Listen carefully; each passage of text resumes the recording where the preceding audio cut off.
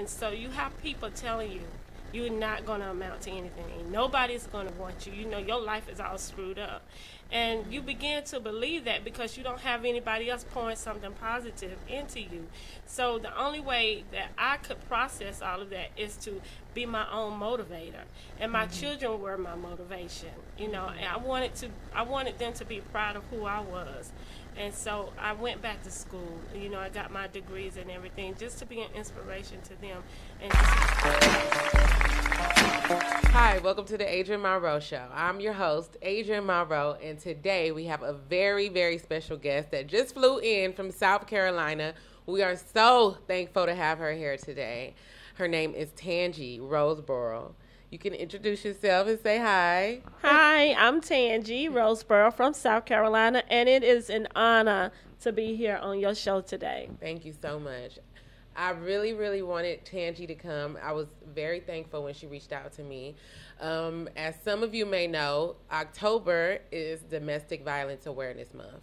And we have, Tangie has a few organizations for women who are going through certain situations, coming out of certain situations, young girls that's coming up that need a mentor, someone they can speak to. So she's really a blessing, and we're very, very thankful that she came out here to share all this great information with us. It's an honor. Yes. So tell us a little bit about what do you have going on with your organization?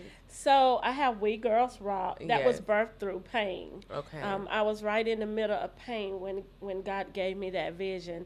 And We Girlz Rock is a nonprofit organization for young ladies ages 4 to 17. Okay. And we work with them to build their character, their self-esteem, their confidence, school academic. Yeah. We try to bridge the gap between the mothers and the daughters because a lot of the girls come from, broken families. Yeah. So we try to bridge that gap.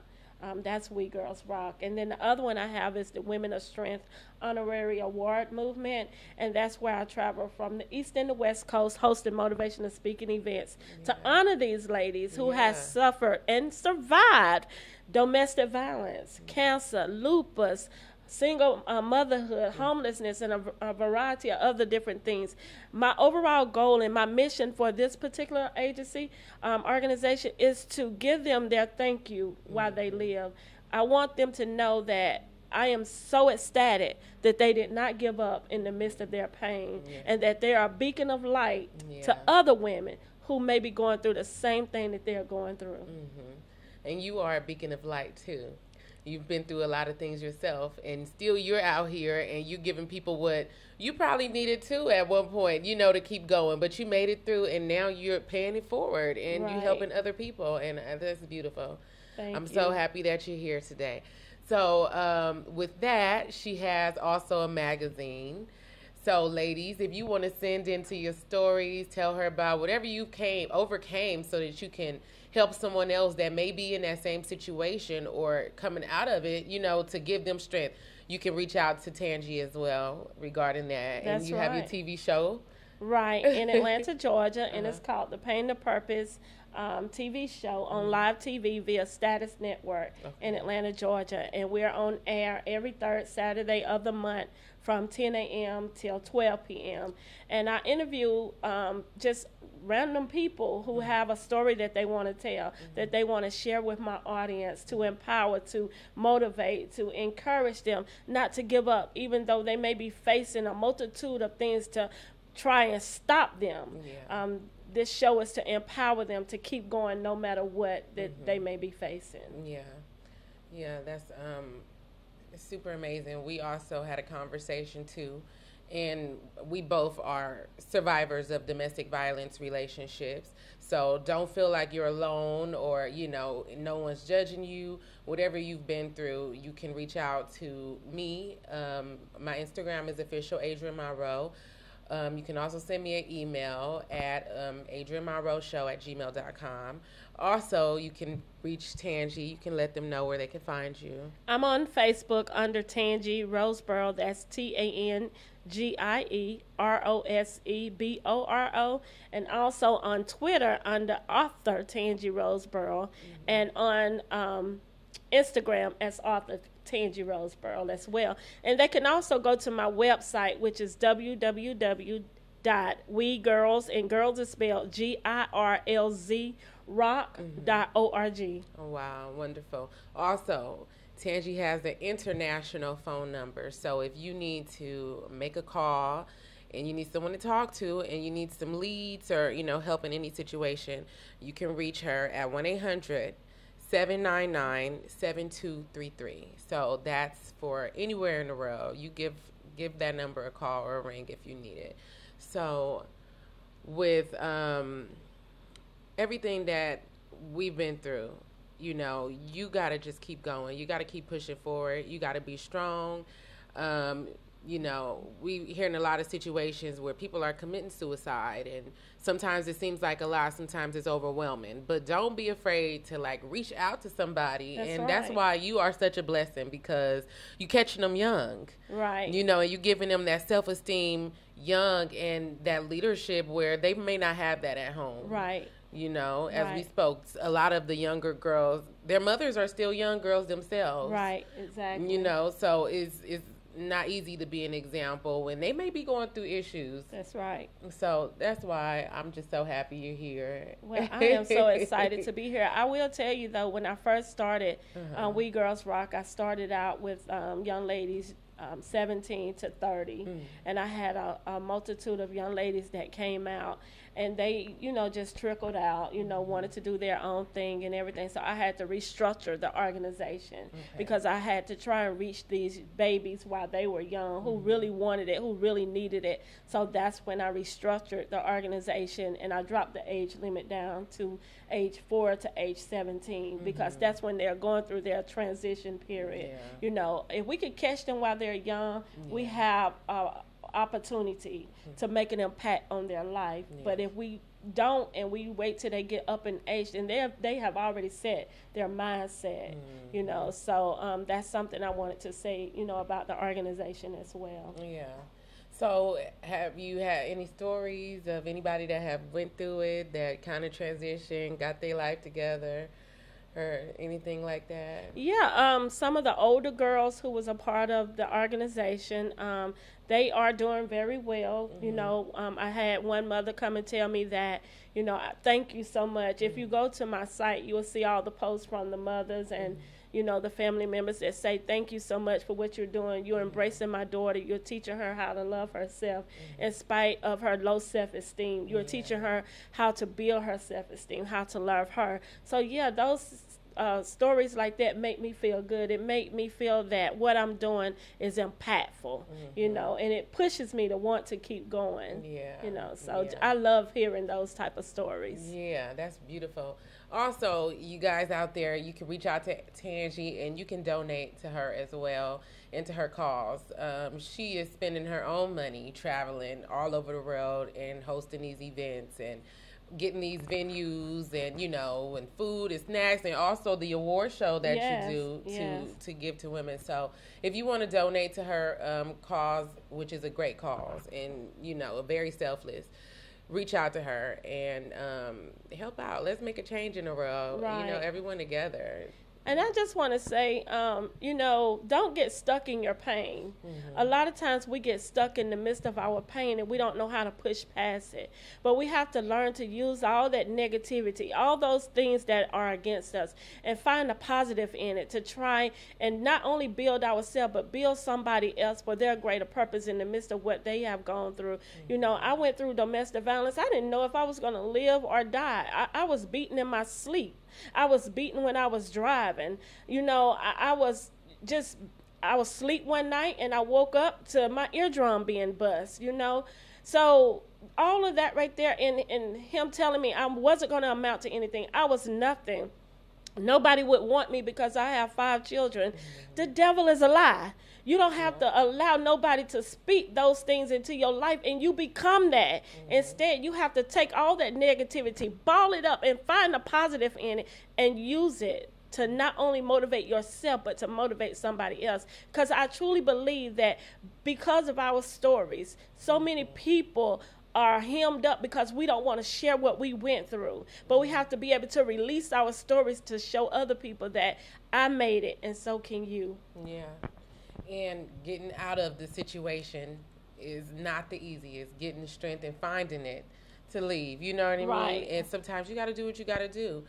I don't know if you want to share, you know, how you left and, you know, you went to a situation that wasn't as comfortable. You had just bought you a big, beautiful house. Right. That you walked away from. Right, exactly. And sometimes it's like she said, it's not easy walking away, but you have to find your own inner strength. Yeah. You have to find your own self-worth because you're already belittled. Your self-esteem is already down. So you have to find that peace within yourself just to walk away from everything because it's materialistic. And so what I did, I had purchased a mobile home after living in a barn with my 5 children.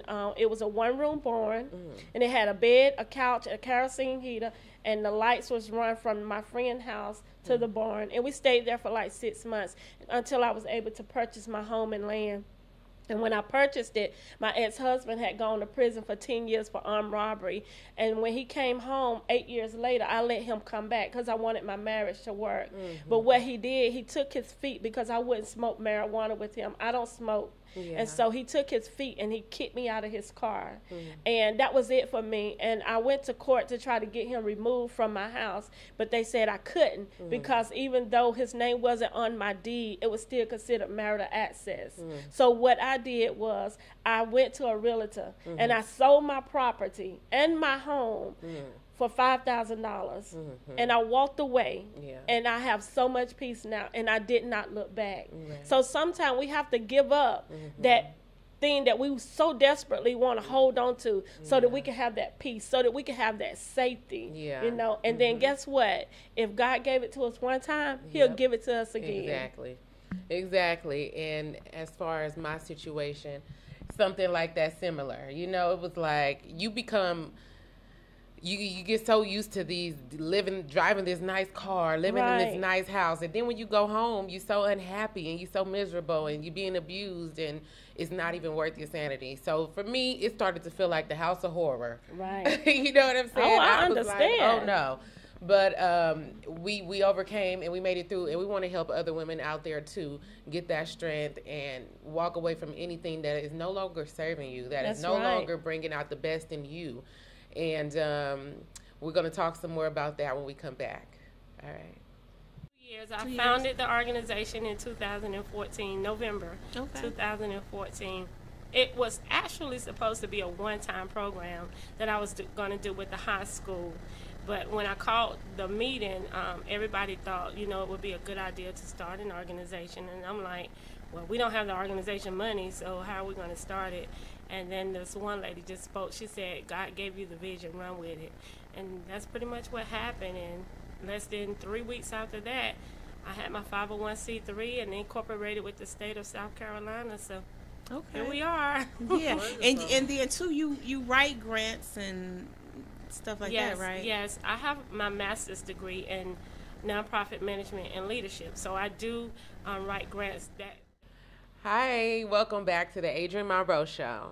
If you caught the first part of our show, then you know that this is a very good show today. Again, it is October, which is Domestic Violence Awareness Month, and we just want to make everyone aware out there that you are not alone, and, you know, reach out to somebody, talk to a friend. We giving you the number that you can call if you want to get in contact with Tangie, who can give you leads, or you can reach out to me as well. Again, the phone number is 1-800-799-7233. So don't be afraid to use it. Touching back on that subject, not only is it us who are in this situation, but if we have children, they are also in the situation with us, and they are affected by it, you know, and because they're little or they're small, it doesn't mean that they don't see and that they don't know, you know, and they can grow up and carry that on. That's right. You know. So how did your situation affect your children? Well, I have 3 sons and 2 daughters, and I will say that my son seeing me being beaten the way I was with my ex-husband, They did pick up some traits from that. Those are not his children, but he came into their life at a very early age. Yeah. So they looked to him as their father.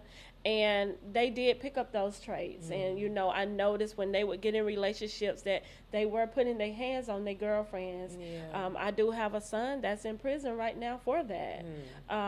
But that's a generational curse that has to be broken. Yeah. And hopefully by this right here, him going to prison, he learned from his mistakes, and that cycle is broken. Yeah, definitely. So that's why, you know, as women, we got to be careful with who we bring into our lives and our children's lives, you know. And sometimes we don't know, you know. Sometimes it don't come out until, like with me and my situation, we were probably dating a year before, you know, I had my first physical encounter, and I was just like, wow. And by this time, you're already in it. You know, you're already in the middle of it, and it's like, that's really when you're in love. You know, it's hard to walk away, but with time and with strength, you can do anything that you put your mind, and with God as well. So let's talk about what you have coming up also. Okay. I do have a few projects that I'm working on. My Women of Strength honorary award will be held in Oklahoma, October the 27th. I will be honoring 10 women there for domestic violence and homelessness and a variety of other different categories. November the 27th, I will be in Sanford, North Carolina, where I'll be honoring, I think it's 10 women again, for their strength and their courageous efforts to keep pushing. And then December the 15th, I will be honoring at least 30 women in Atlanta, Georgia, for their, you know, ambition and their drive to keep pushing in the midst of their pain as well. And like you mentioned, the magazine, if anyone is interested in being featured in the magazine, is distributed quarterly worldwide, just to share your story. I don't charge anything to be featured in my magazine. I just want to get it out to the public to, you know, expose your story to help somebody else. So you just send that to me via my email, which is Tangie, Tangie 0426 @hotmail.com. So did Tangie find love again? Tangie did find love again. It's crazy because I was celibate for 4 years. And I told God I wasn't going to date anybody else until I knew that he had sent me my king. And the guy that I actually met, he met me on Facebook. And I made him wait for a year and a half to make sure that, you know, we were supposed to be together. And I cut off all communication. I wouldn't talk to him. I sent him through so much. And at the end of the day, he was still there. And I asked him, why did he wait on me? And he said that God told him that I was going to be his wife. And I also heard that voice of the Lord whispering, tell me that he was going to be my husband. So, I have met. His name is Jermaine Banks. He's from Charleston, South Carolina, and he's an amazing guy. He loved me, he loved my children, and he loved my grandchildren. Wow, I'm about to cry. You know what? You've been through so much, and, like, to be here helping so many other women, you know, it's like, it's really beautiful. So now I'm getting emotional, everybody out there. Give me a hug. Thank you so much for coming here. And like I said again, everybody, you can find Tangie online. Reach out to her and reach out to me if you need to. We all here in this together. All right? All right. Thank you for watching the Adrienne Monroe Show.